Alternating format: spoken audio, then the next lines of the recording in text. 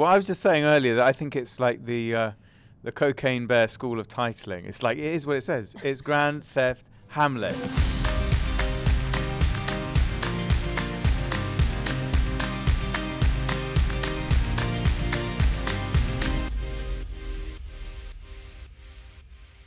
I think a good place to begin is, how would you explain what Grand Theft Hamlet is to people coming into it fresh?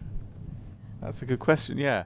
Well, I was just saying earlier that I think it's like the Cocaine Bear school of titling. It's like, it is what it says. It's Grand Theft Hamlet. Like, what happens when you put these two things together that seem like totally different and totally opposing kind of cultural forces, and put them together, and like, what's going to happen when you... And actually, but they're not. They're kind of so appropriate, and they're both... very well known, iconic. Yeah. Something like, so with both... So if you haven't played Grand Theft Auto, you probably have some idea of what it is, or you think you know what it is. Like, it's this terribly violent game that kids play, and, you know, it's sort of detrimental to society or something like that. And there's an element of that that's true, that yeah, it's a very violent game, but it's also, when you start playing it, you discover it's an incredibly sophisticated, beautiful, satirical world, full of detail. It's huge, and you can do so much within it. It's not just a game, it's more than that.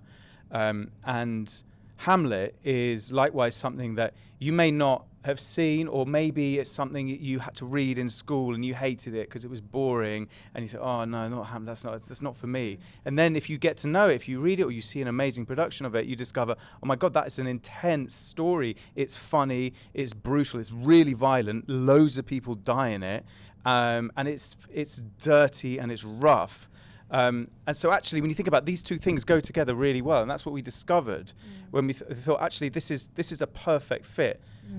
But one thing I want to say is, it's not actually, people think when they go and see the movie that it's going to be Hamlet, but just the story of Hamlet, and that's what it is. But it's actually a documentary, and it's the making of the play, which Sam and Mark initiated and co-directed, and I kind of decided to make a documentary about it. And so it's a making of, but it's a kind of comedy adventure story, and it's very much about their lives. And Jen plays Horatio. She's in it, and she's one of the gang that we get together to audition. We audition her in the game, and a bunch of other random people. Not that you're random, my darling. I don't take it personally. Yeah. That's quite okay. Yeah. And then we rehearse in the game, and the whole thing is in like, game. yeah, how we did it, how we got around to doing this crazy thing, and why we did it, what we were going through at the time. It's kind of like a pandemic story, you know, and so I think people can understand, like, you know, like we were in this moment of crisis, almost thinking, well, what do you do now in this situation? And I think that's quite a kind of common feeling that people were going through at the time. Could you talk about the choice to make this documentary entirely inside GTA Online? Like, it's a conscious choice, no talking heads, it's all virtual. I did think, well, maybe we do want to film people, you know, on their PlayStations and sort of cut to that. But I actually thought that there's something about, someone described it a bit like Mary Poppins, where you jump inside the coloured picture, or the chalk picture, and that's the world you stay in, and you don't leave that world.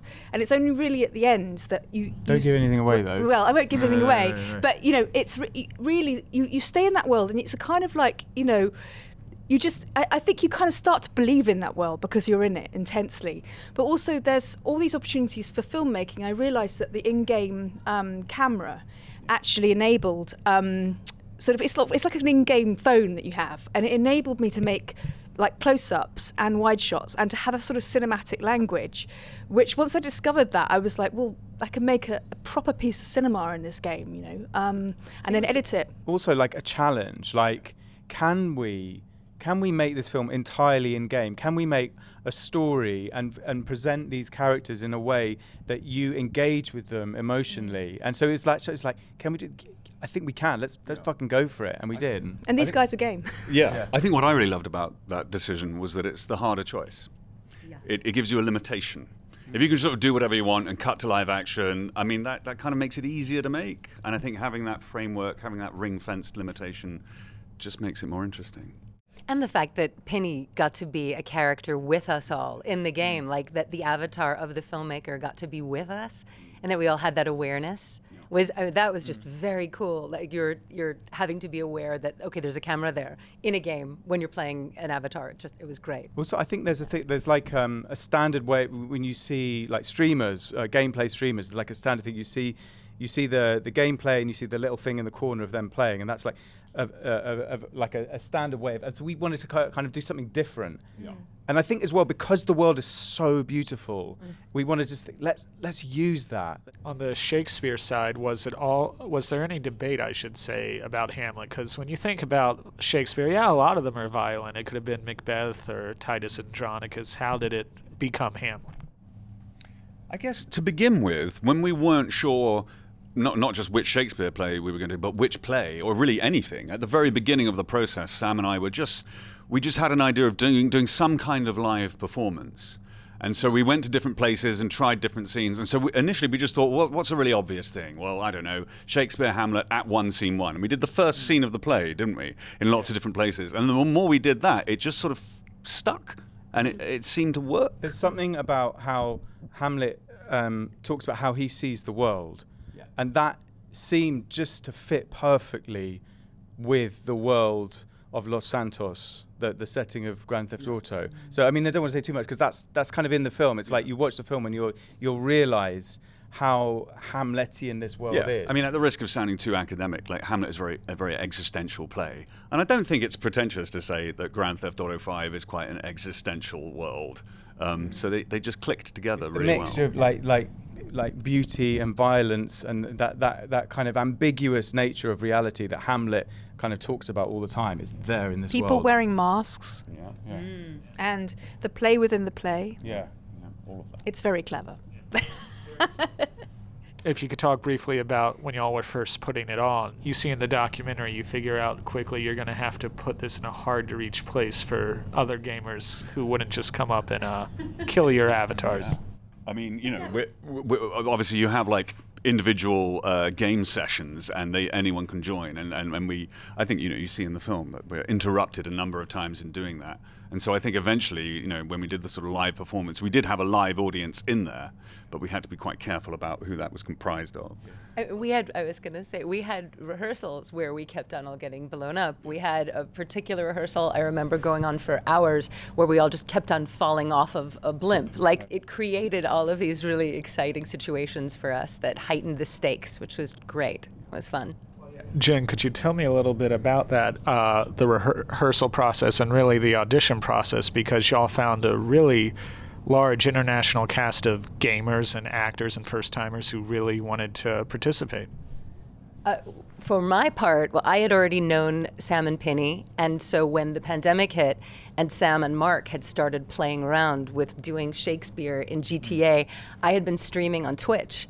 So I did an interview with Sam where we actually went into GTA and we did one of the scenes from Macbeth. Yeah. And we did with my producer. The three of us were doing the witches and playing around and then there was someone else who came. It was like a random player in the session who came. Do you remember? Who joined in, and we were like, okay, and they joined in. We said, okay, and then you say this line in response, and it was like, and that was like the beginning of like, yeah, this could work with that people strangers who come along, could jump in, could come that in other and join people. in. Yeah, it made it so much fun. That was so crazy. And then when Sam decided to commit that they would be doing a full production, he then said to me, "We're in the middle." Jen, you've got to come and audition. And you're going to be in it. You've got to come audition. So Well, you could be in it, so you got to audition first. Right. Which was so much fun because I hadn't done Shakespeare in so many years, so it made it like very exciting and really fun. Could you talk about the casting process? Because there is a school of thought that Shakespeare should only be cast a certain way, classically trained British actors, and you have an international. I just think it was whoever was game, literally. Yeah.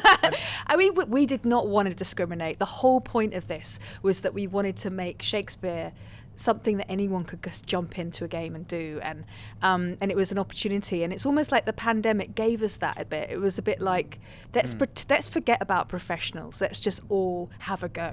Also, I don't like this idea that Shakespeare has to be done in a certain way and that you've got to be classically trained and speak it properly, because that's not what it was like in it.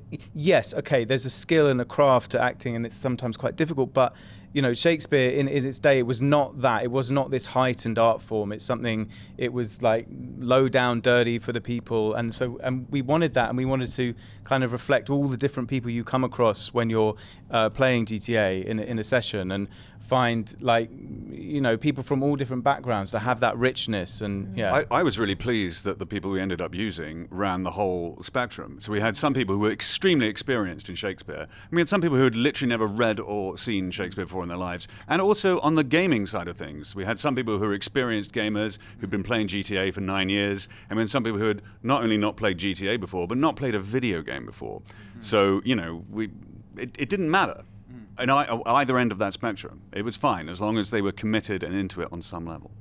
Well, what was it like winning the Stage Innovation Award? That was so cool. Okay, so we got, first of all, when we were so when we did this production, it was totally like outside of the system. It was totally done independently, right? We were not doing it with. In fact, we were being ignored. We did try. We tried to get the National Theatre, the RSC, to get involved, and obviously they didn't want to. But and so then when we got, first of all, got nominated for it, we were like, fuck, okay, this is serious. Like, we were up against the Donmar Warehouse in our category. So we were like, okay, this is great. We'll go to the party. We're go just happy to be there. It's like really cool. And then what they do when they announce the winners, they say a little bit about the project before they say the name. So when they start for their full production inside the video game, it was like, I think this is us. I think we're going to win, right? And then they said for Hamlet and GTA that won. So it was just amazing to get, for something that was done so roughly and independently, which was great to do it with that spirit, but to get that kind of industry recognition. Yeah. It was just like really cool that they recognized something that had been done so independently outside of the system and given it that validity. Yeah. Yeah, I mean, the specific award was the Innovation Award. Yeah. And fair, we were trying to innovate. We were Yeah. trying to do something different or unusual. Yeah. But I was bullish. I was the one. I kept Yeah, on yeah. saying, we're Yeah, going to yeah. get it. You And did. like, no, You stop. did. They were very Yeah. English about She it. flew over I was from very- America. She was like, because we're going to win. We're going to win it. I was like, no, we're not, Jen. We're not going to You win. know what? Actually, we had a limited number of like spots of people who could come to the awards, and I did a thing to like a virtual thing of drawing names out of a hat, and then Jen's name came up, and I was like, Jen, you've come out of the hat, but obviously you're not going to come all the way over from New York. She was like, I'm coming, so you did, you know. Jumped on a plane. Yeah. Absolutely. Yeah. For that, we see some of you did get together, and in the documentary, we see the whole cast wrap party after the production's over. Have you gone all or most of the cast together in real life since then? We did do a barbecue Yeah. shortly after. A couple of people couldn't make it. Not So, all, not yeah. all the cast were able to make it. Dippo often can't make it. He did Yeah. make it to the awards ceremony, but he's Yes. very, very successful actor. So Yeah, he gets got. he's always working. As you see, he's always getting jobs. Don't give it away. Don't give it away. Don't give it away. Oh, Yeah, sorry. yeah. He's a very successful actor. Yeah. So no, I don't think we've ever actually got everyone to. No. No. Not everyone. No. Maybe one day we will. Some nice wouldn't 90%. We Yeah. became great friends inside the game, though. It Yeah. feels that's where our kind of relationships existed. Yeah. Thank you so much for stopping by our studio. it? That's all right. Thank you very much. Thank you, guys.